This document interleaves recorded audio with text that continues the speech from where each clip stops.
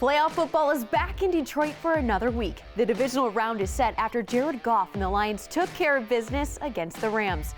Now the Bucs are on the clock. We're talking all about postseason football right here on Inside the Pride. Let's go. Going down. Sack back at the 30-yard line. Aiden Hutchinson got him again. Goes deep downfield. Got a man wide open. Inside the 5. Caught. End zone. Touchdown, Detroit Lions. How about that? And by the way, this is just the beginning. This is just the beginning. All roads go through Detroit. This is Inside the Pride on the Lions TV network. I'm Dannie Rogers. The environment inside Ford Field last Sunday was second to none. Detroit captured its first playoff win in over 30 years. And the voice of the Lions, Dan Miller, will recap it all. Plus, the head coach, Dan Campbell, looks ahead to his next opponent, the Tampa Bay Buccaneers. Let's relive an electric night of playoff football in Detroit with the sights and sounds from the game. Ford Field looks fantastic. We have never seen it look this good. Why? The Lions, they've done it. They've got a home playoff game. Check that box. Tonight they'll try to win a playoff game for the first time since 1991 and see if they can check that box as well. This group of men was chosen to go out there and go to war. This gonna last forever. This is for the city, for Detroit. Let's go. This is where we've dreamed about being, and folks, it is here. So let's do this. Lions and Rams, win or go home. It's f***ing wartime. We're coming for blood and everything they f***ing got. Yeah. Everything they f***ing got. Take their f***ing will away and leave no regret. Again, Goff on target to Reynolds, who makes the grab. I like how the offensive line's firing off the ball. Takes the snap, turns, gives to Montgomery again, steps to his right, into the end zone, touchdown Detroit Lions. That's the way you open a playoff game. Out will come Matthew Stafford. So the Lions open with a touchdown. Rams answer with a field goal. Back will come Jared Goff. First and goal from the LA 10. Straight up the gut to the end zone. Touchdown Detroit Lions. Gibbs taking it home. Big plays have been the order of the night so far for LA. If you are the Lions, this is a big possession here. Fourth and about 1.5 yards. Goff looks, Goff pumps, now throws, end zone caught. Touchdown Detroit Lions, Sam Laporta. He's back and he's in the end zone. We have played 30 minutes of football here at Ford Field. It is the Lions leading the Rams 21-17. LA will get the football first. Stafford throwing deep downfield, wants Robinson again. It is knocked away and incomplete. That's the way to engage this crowd, man. Big stop for the Lions defense has given them the football here in the third quarter. 54-yard attempt, hash mark right side. Spot down, kick away. It is up and it is good. Yes. Michael Badgley, yes. I see you. The Rams are 0 for 3 tonight on third down in the red zone. That is huge. Rams will take over now. Lions have to figure out some way to get Matthew Stafford off the field. Pressure comes, Stafford steps up, delivers downfield. It is knocked away, incomplete. And the Rams will send the punting unit out. 24-23, Lions on top. They're set to get the football back. 1 first down, and this game is over. There's Goff back, looking, throws. It is caught. Amon-Ra St. Brown, first down. That's gonna do it. Jared Goff delivers against his former team. For the first time since 1992, these Detroit Lions are gonna win a playoff game. Celebrate, boys. You're coming right back here next week. We play next Sunday back here at home, guys. Yeah. 3 o'clock back at Ford Field, because you guys earned it. Dude, how electric was it out there? I'm telling you what, it doesn't get any better. It's everything you dream of and then more. All right, that's outstanding work. I got 2 game balls. All right, number 1, listen, when you come in 3 years ago, like me and this guy did, and you had a vision and you start working together and you've got an idea how you want to build it and the type of players you're looking for and how you want to go top to bottom, offense, defense, special teams, and you're in f***ing lockstep. You're in f***ing lockstep. I'm telling you guys, it's a shitty business. It ain't always perfect, but we do a pretty good job, baby. Right? But without this f***ing guy right here, man, Brad Holmes.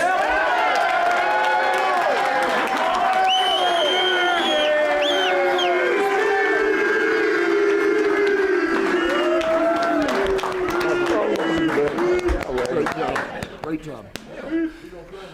I absolutely love every single person in this room, man. We were intentional on being about grit, all right, and earning it. I love everybody in here, man. We went through darkness and it shaped us, all right? It shaped us for this moment.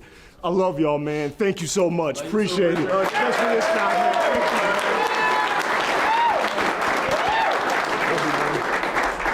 Okay, I'll just say it like this. All right? Hey, you're good enough for Detroit, Jay. I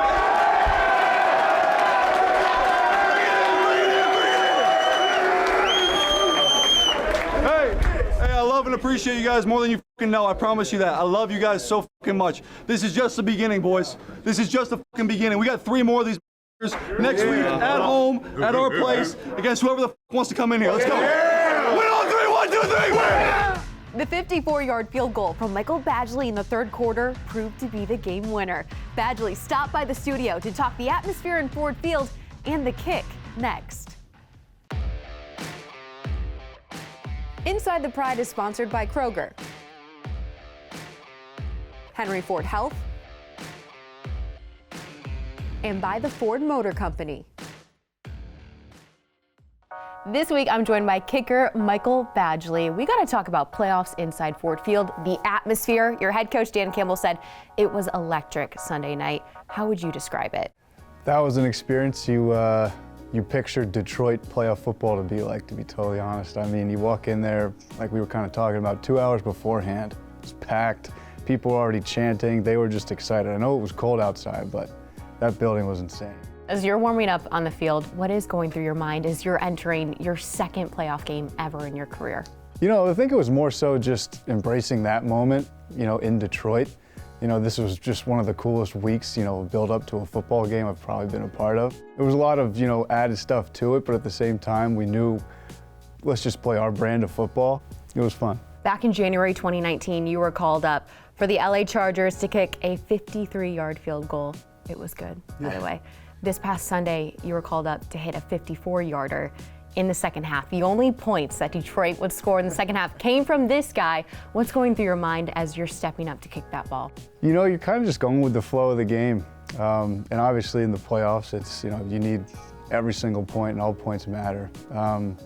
So that was one where, yeah, I mean, it was exciting to get a long one off, but at the same time, you know, just take care of your job. You know, the offense did a good job of getting, you know, whatever range you needed to get to, or just trying to go down and score, and, you know, we'll come clean it up if we have to, but it was take the points. One of the most challenging positions on a football team with Dan Campbell as head coach might be kicker. How do you possibly prepare to go in and kick when you're like, hey, my head coach might go for it, like he typically does? I think it's exciting. You know, I come from just being an athlete and being a football player, so half the time I'm kind of just agreeing with him. I'm like, yeah, let's go for it. You know, we're inside the 5-yard line, let's go for it. Even 2-point conversion, it's like, yeah, let's get more points, why not?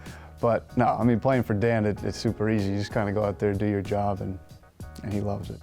Michael, break down the kicker mentality where you have to stay so even-keeled, but once you see that ball is good, you can let out a little bit of emotion.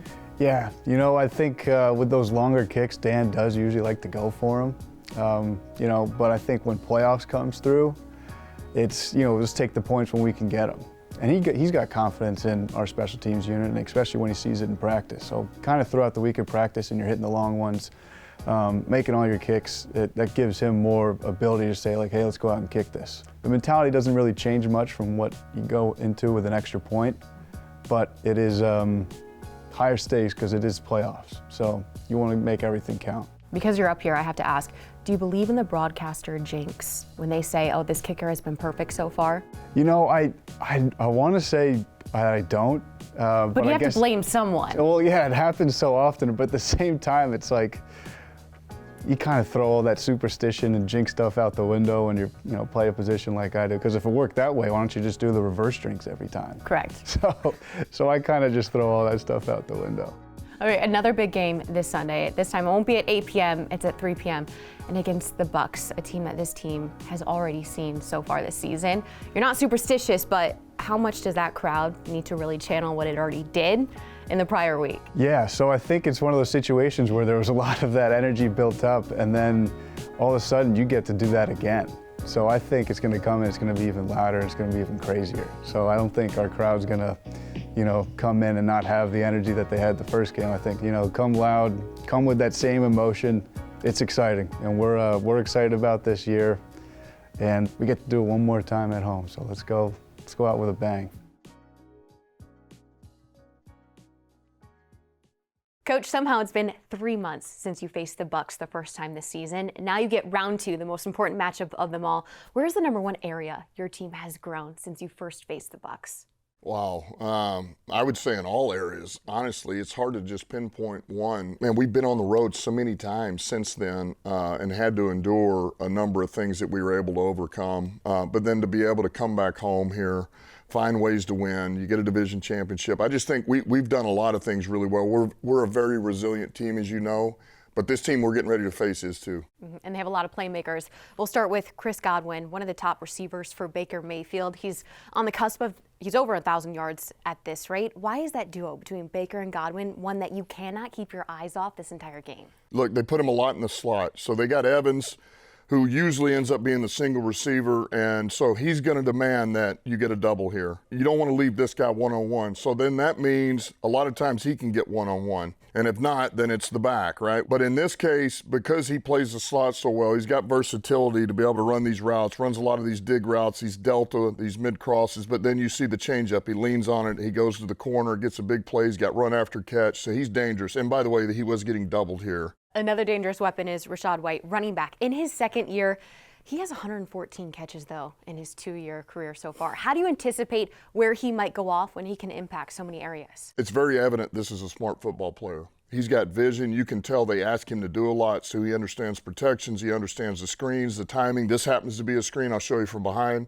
But just the timing of, all right, here we go, set it up. Looks like he's going to chip the edge, but it's just buying enough time for his guard to get out and then make this block, and then he understands his landmarks. Look at him setting up the blocks. He's just a crafty, smart football player. He's stronger than you would think he is, too. He can break tackles, so he's a perfect fit for their offense. Defensively, let's get to linebacker Lavonte David. In year 12, 4.5 sacks on the season, which doesn't totally jump off the page. But what is jumping off the film, Coach, that you are very aware of this player come Sunday? The same thing that has been there for 11 seasons, all right, now that he's in his 12th. It is no different, and I do feel like this guy just keeps getting younger, it feels like. So look at his key and diagnose. This shows up all the time. I mean, he knows exactly what's coming. He plays with violence. He can still run.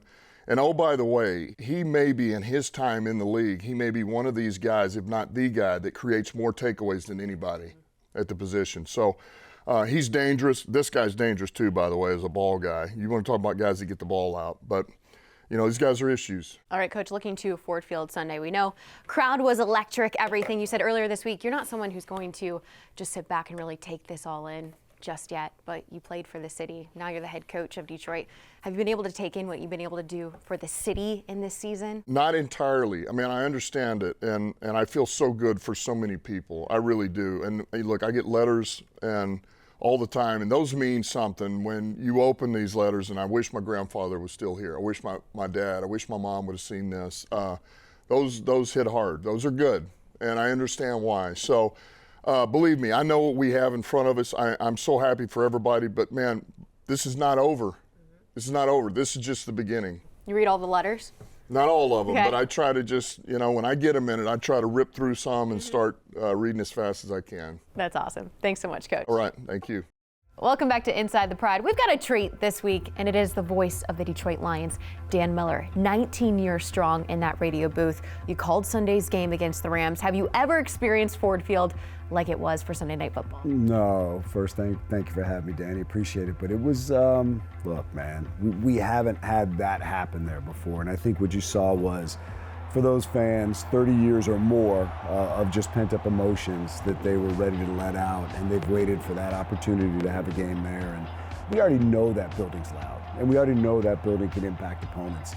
But this was another level. This was nothing I'd ever seen before. It was amazing. Mm-hmm. Shout out to Chris Frischine, who is the PA announcer at Ford Field. I don't know if someone was telling him to treat second downs like they were third downs, and that Detroit Lions crowd was just going wild while the Rams were on offense. I think Alex Anzalone told a lot of people what to do, and I think they listened. He said, make noise, before they get in the huddle. Don't just wait for them to come to the line of scrimmage. And I think what Alex said resonated with people, because the first time that LA came out there, as they went in, I heard the crowd go up, and I'm like, they listened to 34. That's awesome. They did, but that's just a lot of energy to muster up during the entire game. There wasn't a lapse at any point Sunday. Well, I think because the Lions started so fast, 3 possessions, 3 touchdowns, and LA was keeping up, that it was going back and forth like that, that it didn't ever make you feel like, okay, I can let down right now. No, I think they were just engaged, and I think, man, they just love this team, and they love that atmosphere, and I think that atmosphere just starts to feed on itself. And they just, can we get louder? Can we get louder? Let's get louder. And it was just like, it was really just beautiful. You've been in the radio booth since '05. That was your 4th playoff game that you called for these Detroit Lions. Where does that game stack up for you in your career, 19 years in that booth? Oh, it's number one. I mean, there have been other games that have meant something. You know, 2011, when they made the playoffs, the big win over the Chargers, and Ford Field was just nuts.